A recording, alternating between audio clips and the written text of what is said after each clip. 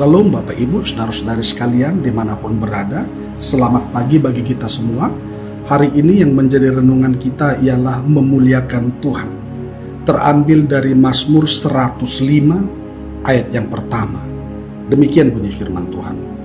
Bersyukurlah kepada Tuhan, serukanlah namanya, perkenalkanlah perbuatannya di antara bangsa-bangsa. Ini adalah cara mempermuliakan Tuhan Bapak Ibu Saudara. Dan kalau kita mau baca lagi di ayat selanjutnya, di ayat 2 dikatakan begini. Bernyanyilah baginya, bermasmurlah baginya, percakapkanlah segala perbuatannya yang ajaib. Ini juga cara mempermuliakan Tuhan Bapak Ibu Saudara. Bahkan kalau kita baca lagi di ayat selanjutnya, bermegahlah di dalam namanya.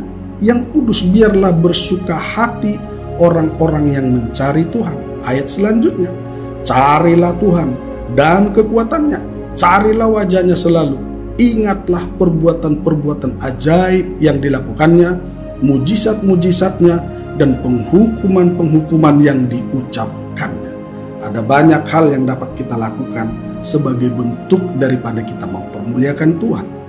Nah, oleh karena itu Bapak Ibu Saudara, sebelum kita mempermuliakan Tuhan, ada hal yang perlu kita mengerti, yang harus kita tahu.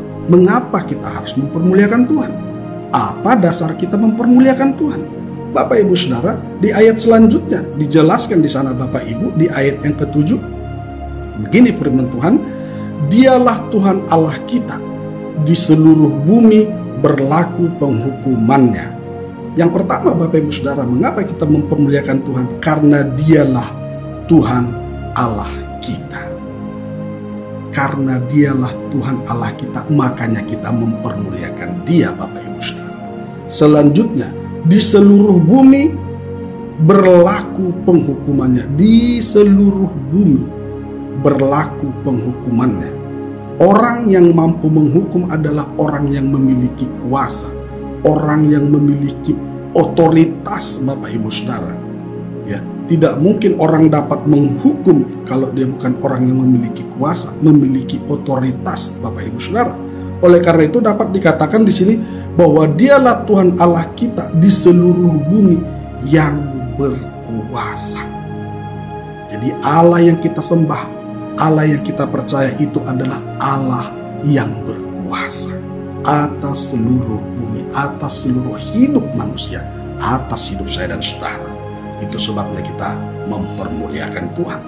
Itu yang pertama Bapak Ibu Saudara. Lalu yang kedua, di ayat yang ke-8, Ia ingat untuk selama-lamanya akan perjanjiannya, firman yang diperintahkannya kepada 1000 angkatan, yang diikatnya dengan Abraham, dan akan sumpahnya kepada Ishak.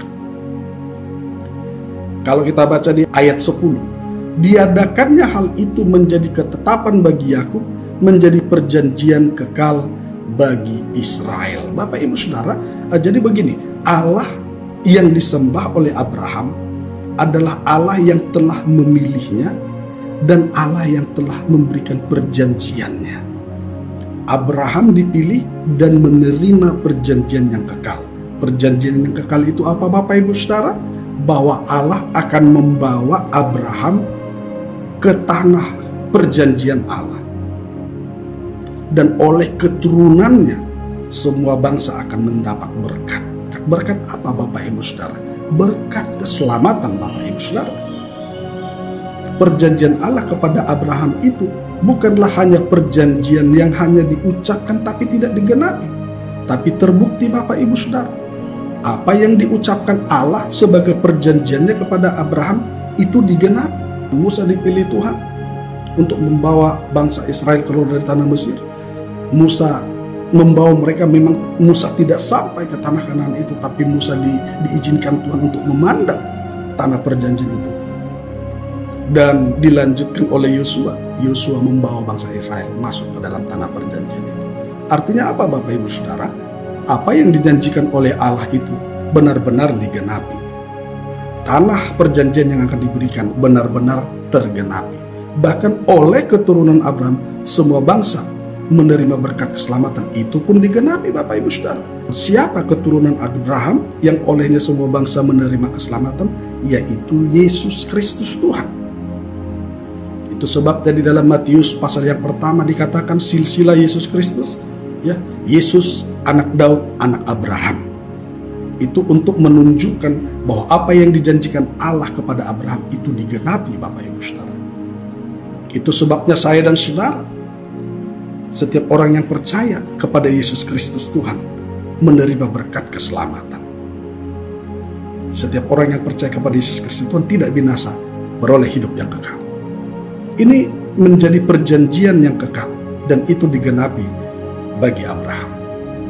Nah, saya dan saudara juga menerima perjanjian yang kekal di dalam Yesus Kristus Tuhan. Ya. Itu sebabnya ketika kita mengerti bahwa Allah yang kita sembah itu adalah Allah yang berkuasa atas hidup kita, ya, Allah yang berkuasa atas seluruh hidup manusia, dan yang kedua kita juga percaya bahwa Allah yang kita sembah itu adalah Allah yang telah memilih kita dan memberikan perjanjian yang kekal bagi saya dan saudara yang percaya kepada Yesus Kristus Tuhan. Setiap orang yang percaya kepada Yesus Kristus Tuhan adalah orang yang dipilih oleh Allah menjadi umatnya. Dan orang yang dipilih menjadi umatnya menerima perjanjian yang kekal. Setiap orang yang percaya kepadanya tidak binasa, melainkan beroleh hidup yang kekal.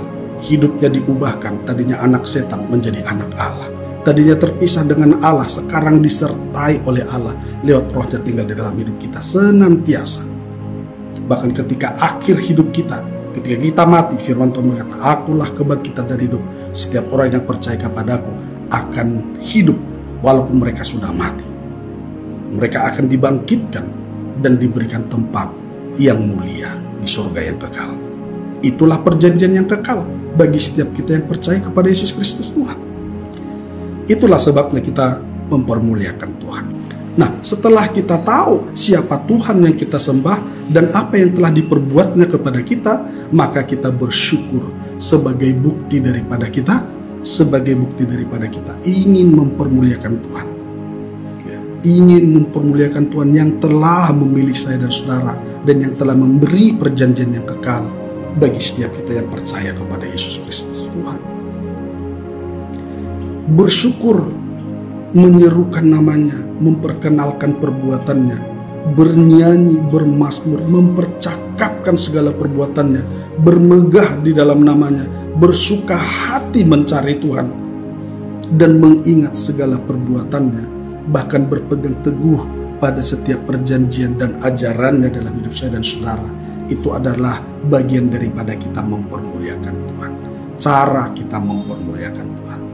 Kita akan bersyukur, kita akan bersuka cita, kita akan mencari Tuhan, kita akan mengingat segala perbuatannya, kita juga akan berpegang pada ajarannya. Karena apa? Karena kita tahu dialah Allah yang benar. Kita memiliki Allah yang berkuasa atas hidup saya dan saudara. Dan kita juga tahu dia adalah Allah yang telah memilih saya dan saudara dan memberikan perjanjian yang kekal. Oleh karena itu Bapak Ibu Saudara, teruslah mempermuliakan Tuhan dalam hidup kita. Karena Tuhan adalah Allah kita, karena dia telah memilih kita dan telah memberikan perjanjian yang kekal untuk selama-lamanya. Tuhan Yesus memberkati saya dan saudara. Shalom.